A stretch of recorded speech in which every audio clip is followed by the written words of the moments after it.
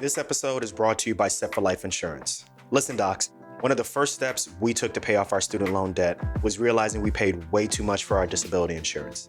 That all changed when we found Set for Life Insurance. They helped us with a customized insurance policy that met our needs and, most of all, budget. To learn more, check out setforlifeinsurance.com. This episode is brought to you by Physician CEO. Finally, a business program for busy doctors just like you. Get the skills of branding, marketing, entrepreneurship, and combine those with your gifts as a physician. Be known as a doc outside the box and define your future. Learn more at physician-ceo.com/DOTB. Welcome to Docs Outside the Box podcast. This is your official show, looking inside the minds of cutting-edge and innovative doctors. Think you'll find these stories in any medical textbook? Sorry. You're getting real life insight from men and women pushing the envelope beyond medicine. Ordinary doctors doing extraordinary things. Let's start now with your host, Dr. Nee Darko.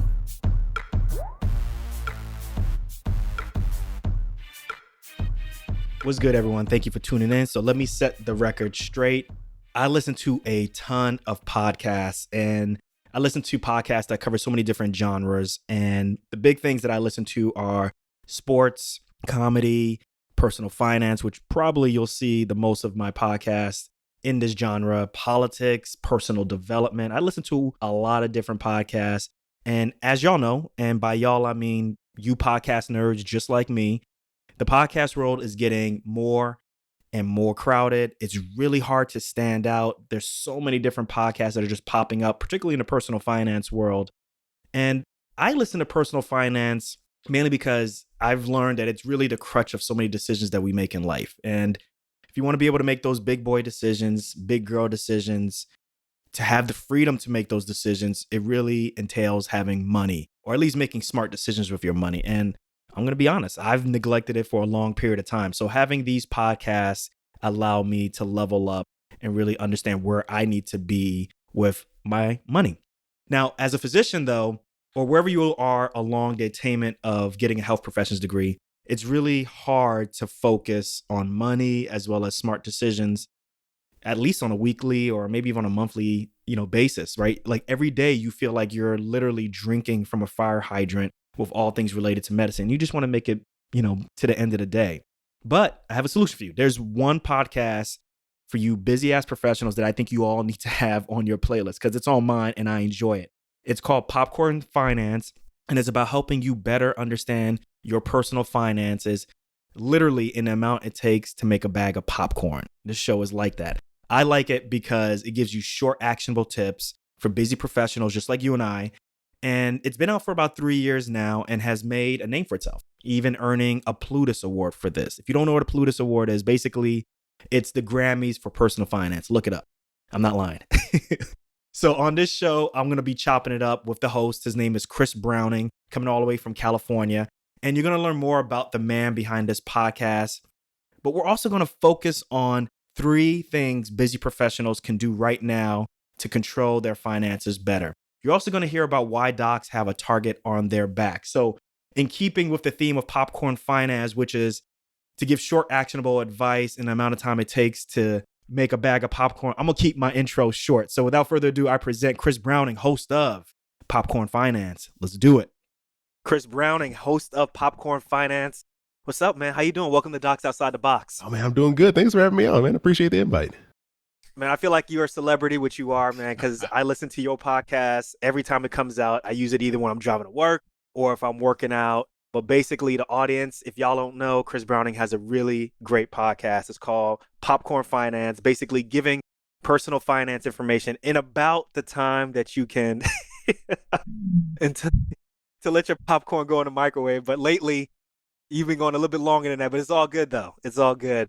But welcome to the show, man. I'm really excited to have you here. Thanks for having me. Sometimes you want to just pop one kernel at a time until you have a bowl. So sometimes it takes a little bit longer. It's handcrafted. So, Hey, man, it is what it is. It is what it is.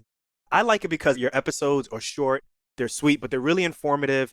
And also at the same time, like they don't go too much into the clouds. You know what I'm saying? Like, you know how like some podcasts when they talk about or the information that they give is so like they're so information heavy. Like you feel like you need to have a notebook while you're listening to them. And some, amounts it kind of turns me off. But I really like how you approach, your episodes. It's almost like you're having conversations with your guests or even just conversation with your audience. So kudos to you for that, man.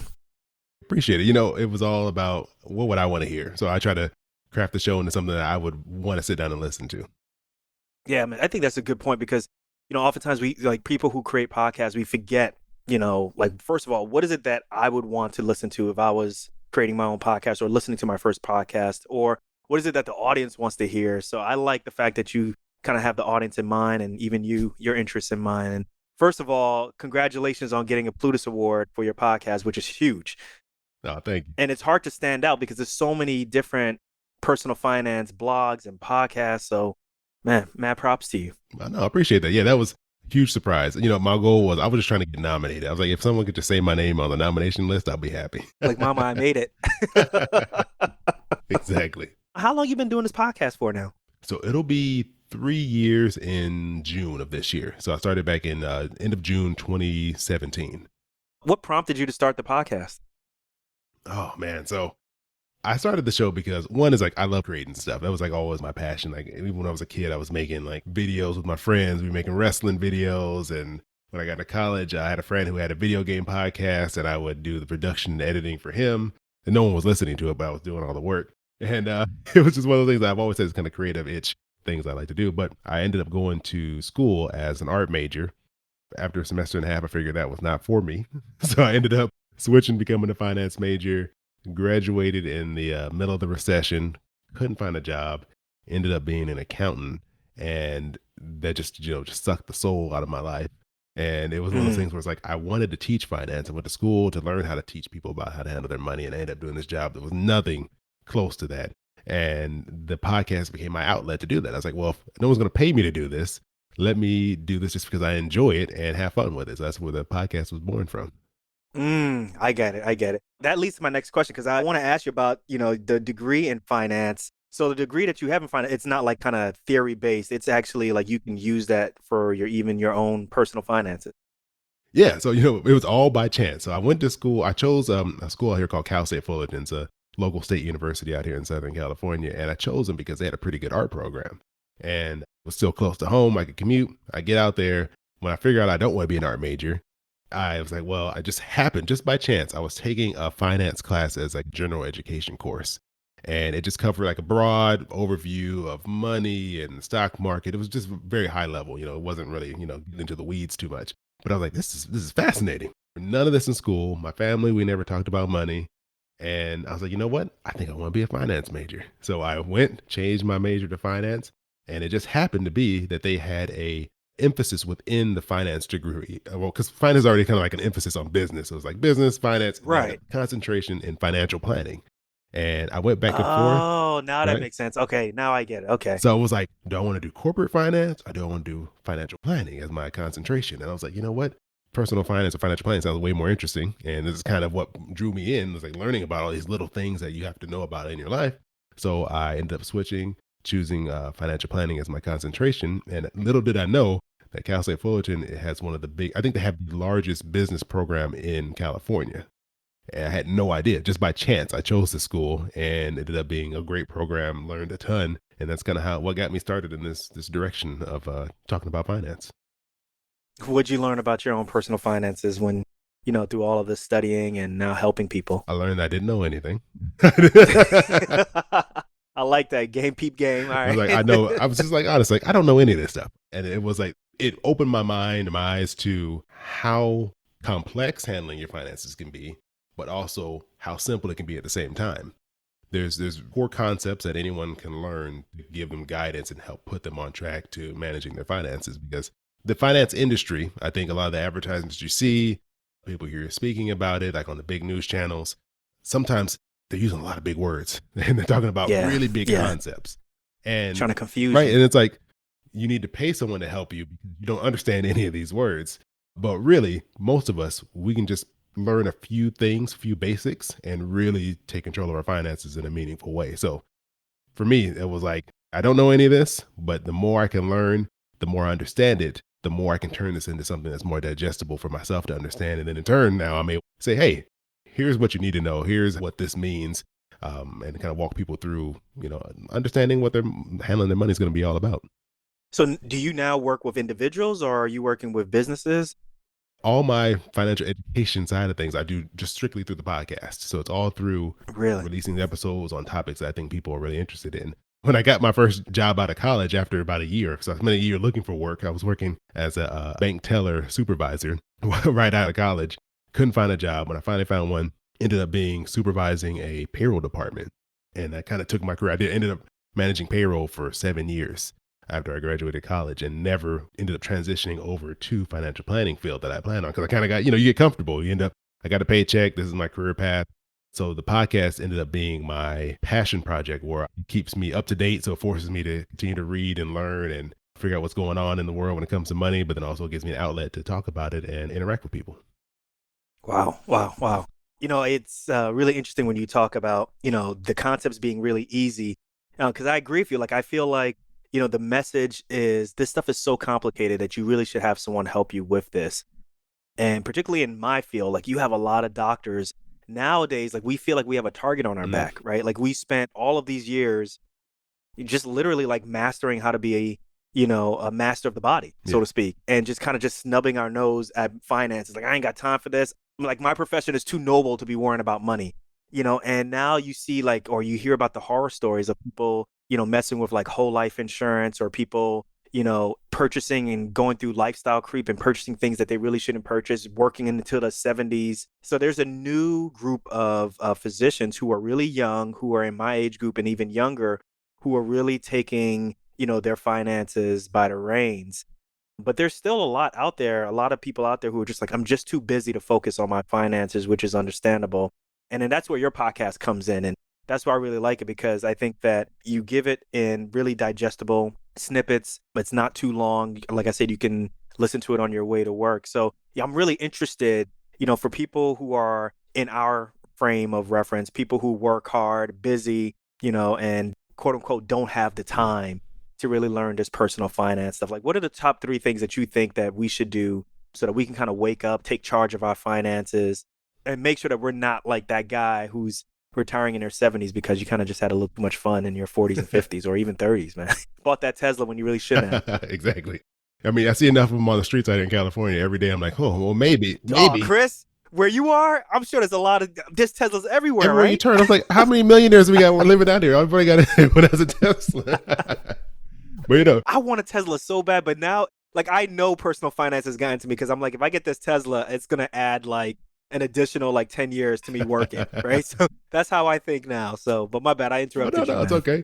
And for people coming, in the medical field, graduating, you have a target on your back because people see high earner, like, oh, I know the earnings potential of this person, and I know I can have a commission I can get off of this person. So, people in your position, you really have to be a little more cautious about, knowing something about your finances and not letting someone mislead you or push you in a direction that is going to be in their benefit and not yours. So for me, number one, biggest thing, you just got to understand where you are. That's the key to any decision when it comes to your money. You can't start, investing in this and buying this property and paying towards this loan and, scattering yourself all over the place if you don't know where you are right now. Yeah, because who knows if that decision is the right decision for you? It may be good for someone else, but that doesn't mean that's where you need to be focusing your time and your energy. So it sounds... A lot of bad decisions get made in the surgeon lounge. You're like, so how much money did you make off of that new stock you just bought? Tell me more about that, You know it, yep. Mm-hmm. You know exactly where I'm going with this, yep. Everyone is an expert. Everyone has that hot tip that's going to triple your money in a week. But you know what? You may not want to jump in on that. You may want to take your time. And when I tell this advice, it's always like the most boring thing in the world. People are like, can you tell me something more interesting than this? But the biggest thing you can do to help yourself understand your current financial position is to take a month, maybe take 2 months, and just look at all the money you're spending. Where is your money going? Because most people don't know. I mean, I know I didn't know for years. I was just like, I know I got paid. I know I bought some stuff, and I know I don't have any more money now. I didn't know that big middle chunk of where the money was going. And that's the best thing you can do. You didn't spend it on rims? I did. You know what? I did not. I had a friend who did. And I have a picture of him posing with his rims. And I said it. They're spinning. They're spinning. He couldn't afford the spinners. He had the basics, but I send him that picture every 6 months just to remind him of what he did. But it sounds so basic, but really sitting down, tracking your expenses for a month or two, it gives you a great picture of what you're doing with your money. And then now you know where you can make those changes. So that was one of the keys that me and my wife did when we decided we wanted to pay off our debt. Before we set up the budget, we actually just took your advice. We set up an Excel spreadsheet and we tracked how much we were spending for a month or even 2 months. And we found out that we would allocate maybe about $400 for food. But because we both were in the medical profession, you really don't have time to really, make a good breakfast or make a good lunch. You're at work all the time. So you would spend money at the cafeteria.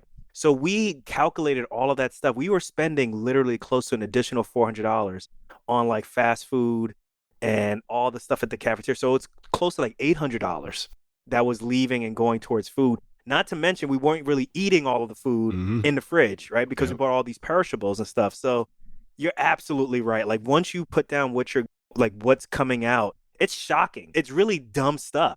Right? It is. Man. I did the same thing when we were finally deciding we're going to get our finances in order. We looked at how much we were spending on food in 1 month.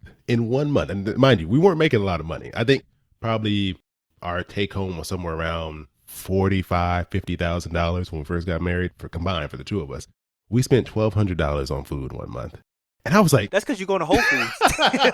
We hadn't even discovered Whole Foods yet. We hadn't even discovered it yet. I looked. It's not like we went and had like a nice steak dinner. We didn't go anywhere fancy. This was just a bunch of little expenses. Breakfast, lunch, dinner, dessert, snack, here and there, adding up. And next thing you know, you've spent way too much money on food. So once you kind of had this epiphany and you kind of look back on your own and realized all of these different things, like how did you not get discouraged, right? And then how did you kind of just forge a path forwards towards like joining a personal finance, community, particularly like, first of all, starting your own podcast, but then deciding to kind of just be open and honest with this. I'm not gonna lie, this stuff, as someone for you who has a degree in finance and realizing all of these mistakes that you were making, there's got to be a little bit of some embarrassment to it. I'm not gonna lie, I felt embarrassed with my stuff. Like, how did you get past all of the discouragement and then deciding to join this group and be open and honest with people? It was tough. I'm not gonna lie. I didn't at first. For years, I didn't talk about it. So it took us, I'd say, about 2.5 years. So after we got married, we ended up in about $27,000 worth of credit card debt because we paid for the wedding ourselves and we for sure spent more than we should have. We didn't, by some standards, this wasn't a $100,000 wedding. We maybe spent, $14,000, $15,000 for two young people, 24 and 25 getting married, but we had $0. So it was all on credit cards. We ended up buying furniture because we just moved in together. We didn't have anything. Medical bills popped up in that first year, school expenses, all these things hit $27,000. And I was just stressed and I was really down on myself about it because I went to school for this. My concentration was in financial planning and I went here and I did all the opposite things that I should have done when it came to managing money. So after the stress got to me, we decided to make a plan and look at where we were, make some changes. I still never talked to anyone about it because it was like, how could I possibly tell someone I made these mistakes and then turn around and say, here's all things you should do. It's like, to me, in my mind, I was telling myself, don't go together. You cannot be a trusted source if you're making mistakes. And what it did was it caused me to kind of close in to myself and just kind of sit in it and become really depressed about the situation. And because I never talked to anyone about it, I had no outlet. I had no way to release this pressure. I talked to my wife. My wife talked about it, but it's kind of like, we're both in it. So we're both upset about it. So it's something different about kind of like, sometimes you have to talk to someone else. Sometimes your spouse is there for you, a lot of things, but sometimes when you get in your head, you got to sometimes get out because you're like, they're just being nice. They're just, they know we're married. They're not going to tell me all the truth of what's really going on. So looking back on it now, I wish I would have talked to someone else about it because I ended up having a friend that I spoke to about me and him. We've known each other for years. And towards the end of us paying off his debt, I spoke with him about it. And I was like, hey, this is what was going on, man. I was so stressed out. And he's like, oh, I had no idea. I was like, yeah, because I didn't tell anybody. And we kind of talked about it for a while. And it felt so good to let someone else know about the situation.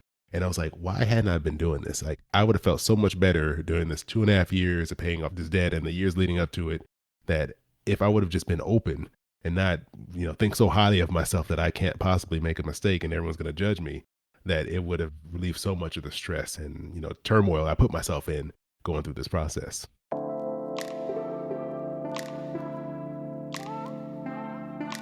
Hey docs, there's a saying, if you don't have a seat at the table, then you're probably on the menu. Now's the time to define your future by being a part of the Physician CEO program. Physician CEO is a business immersion program developed by MBA faculty from the Kellogg School of Management at Northwestern University. You're getting an intensive MBA-style education made up of modules that cover topics like leadership, entrepreneurial ventures, and everybody's favorite, branding. And guess what? This program is designed for busy physicians like yourself who don't have time for an MBA, but still want to be a better version of yourself. Trust me, the program gets you in focus from day one. So get those skills needed to lead a hospital or start a new venture. You're always going to ensure that there's an open seat waiting for you at the table. Don't miss this opportunity because class is filling up. Learn more at physician-ceo.com/DOTB.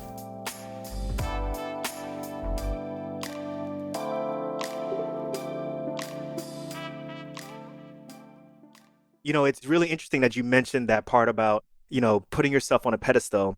But it's true, like we feel like we're infallible to some extent. And then when we make a mistake, then we don't want to tell anybody else. But, and the reason why I mention that is because I actually felt the same way with my finances.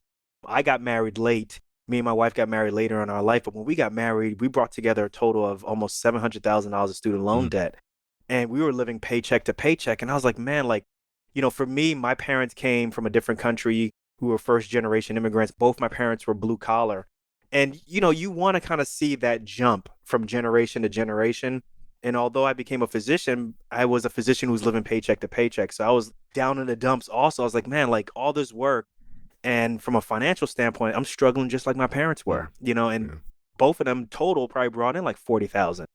It was an eye-opening moment. But, just like you, once I got humble and vulnerable, I started finding podcasts like yours and, other podcasts out there, which, are really interesting. Like, what kind of podcasts do you listen to? What's kind of keeping you going? Where do you learn from?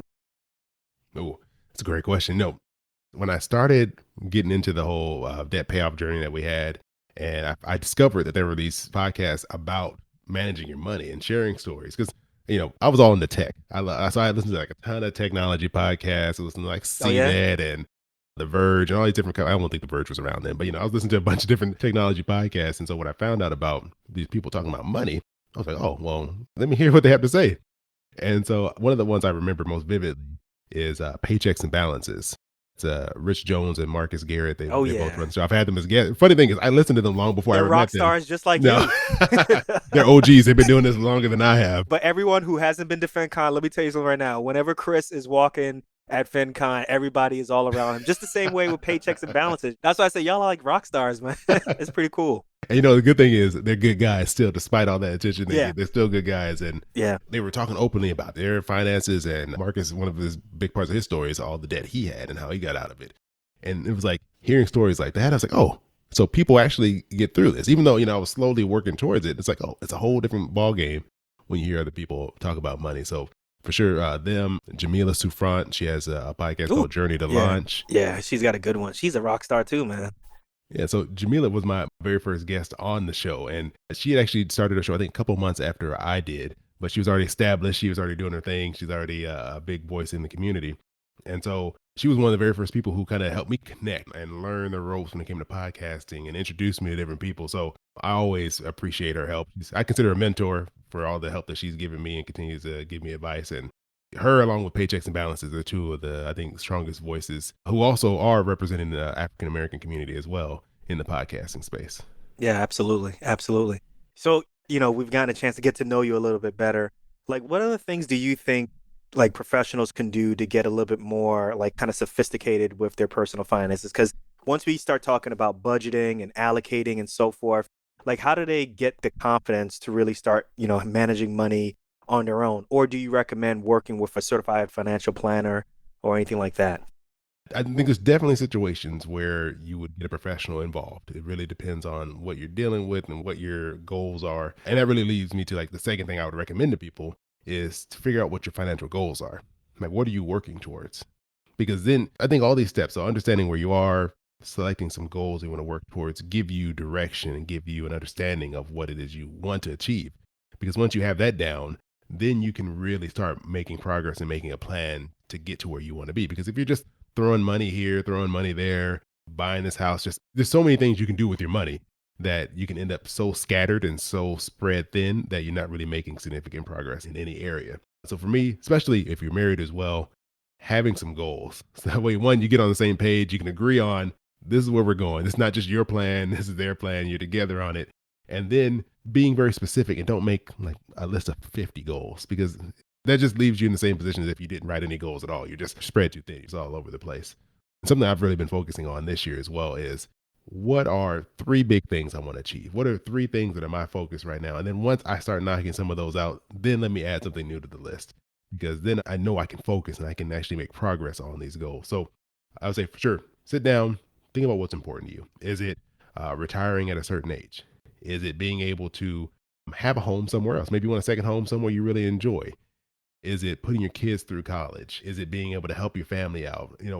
What is it that's important to you? And that's going to help you get up every day and continue to work towards these goals because it gives you purpose. It gives you focus and it gives you purpose. And that's going to keep you going because if it's just, I want to have a lot of money, I mean, that's great, but what is that going to do for you? That's not really tangible. That's just an idea and a concept, but it may not have any real meaning to you. So for me, I would say sit down, set goals, then you can make decisions on, is this something like, for example, if you're saying, I want to leave money for my kids and my kids' kids. Now you may need a professional to help you with that. Maybe you need to set up a trust and you're going to need some assistance with that. I'm sure most people don't just know how to set up a trust as well as, that's not in their bag of skills. So when you realize what it is, you probably don't want to leave it to YouTube. No, please don't look up a YouTube video on how to write a trust. It may not, right. It may not work out too well for you. But yeah, you can, once you have these goals in mind, then you can realize, you can figure out, do I know how to do this? Or do I have the time to learn this skill to know how to do this properly? And if the answer to both those questions is no, then that's when you bring in someone who's studied this. So just like if you're in the medical field, you've studied your craft, you've become an expert in your field.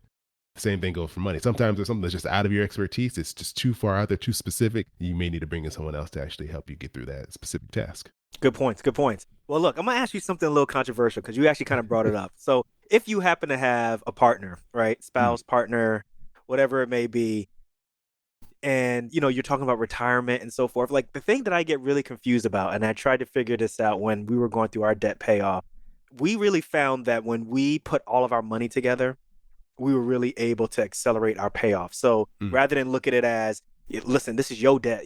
You handle yours. I got mine. I got my issues. And I'm going to handle my thing. And then I'm going to put in a little bit for the electricity. You put in for the food. Bet we good. Right? You know what I'm saying? Like, I never really understand that. I'm not, and this is not me, because there's people who are listening right now who are in that situation. And it totally works for them. I'm not clapping back on that. But I just want to know, like, how does that work when you work with people where they have separate finances? And then like they get to a certain age and it's like, what if you had separate finances for a certain period of time and like one person can retire and then the other person can't retire? It's like, I'll see you when you're done. I'll see you in Greece, right? I'm going to Greece. Peace. Like, how does that work? Like, what are your thoughts when you see those type of situations? Do you always encourage people to, try their best to kind of bring all of their monies together? Or is there just some type of, mathematical calculation with separate finances that people know, like, give me the information. How do you do this? That can be tough. That can be tough. That's an awkward conversation for some people. It is. It's a conversation you need to have for one. So, I mean, as weird and as awkward as talking to your significant other about how you're going to be managing your money can be, you have to have that conversation. You can't just go in guessing and just hoping it's all going to come together in the end. But the thing with money, there's no one way to do it. It's not like you do these steps and everything's going to be perfect and you're going to be happy and you're going to be rich. You can't do that. Everyone has their own approach and their own take on it, which is fine. And for some people, putting your money together in one bank account and just running everything through there, that's going to work. It's going to work for them. You're probably going to run into some hiccups. Everyone, there's growing pains with it, but that works for them. Other people, like, nope, I got my account. They have their account. We sit down, we talk about what's going to be due for the month and we'll figure it out. It really depends. For me personally, this is how I feel. I think it's best to put it together, to have your joint account with the vast majority of your money, your finances going in there together, and then working as a team. We still do have separate accounts. My wife and I both have an Chris, individual what you be account. spending on your side of the money, Chris? What you be spending on your side of the money, yo? If it's not food, as we already established, that's where all my money's going. It's some piece of electronics. You get Jordans or something? Honestly, it'll be a computer screen. It's gonna be some type of electronic device. Right, if so I you're have some techie. free money, oh man, any type of random gadget I can buy, that's where my money's going. Do you watch MKBHD videos at all? I caught a couple of his. Yeah. He gets access to some stuff. I'm like, how did you Yeah. get in there? How are you talking to Elon Musk right now? He'll make you spend money, yo. I had to stop watching those. Cut you off. No, it's all right. I had to stop watching those unboxing therapy videos because Man, right? I just recently watched one. Even though I said I'm not gonna watch it, I just recently watched one where he had like this tab. This is like the least useful gadget I ever need to buy, but it's like a tablet that's specifically for writing on, so it simulates paper. But that's all it is. It's not you can't watch a YouTube video on it. All it's meant for is like writing and taking notes. I was like, that actually sounds really useful. But I was like, so when's it getting delivered to your house? when I saw it was $500, I was like, it is not getting delivered to my house. But that's what the other account is for, Chris. What we like Look at us, about we that telling on thing, ourselves right now, yeah. I know. I don't let my wife have a copy of this conversation. But no, we talk about it beforehand. We set in our budget. We say we each are getting X amount of dollars every paycheck. So I'll just say for us, it's $150 a month. We send to each other's accounts, or we just have it set up to where it goes to the accounts. And we say, I don't care what you do with this. We're not going to ask each other questions. It has its own debit card to go along with it.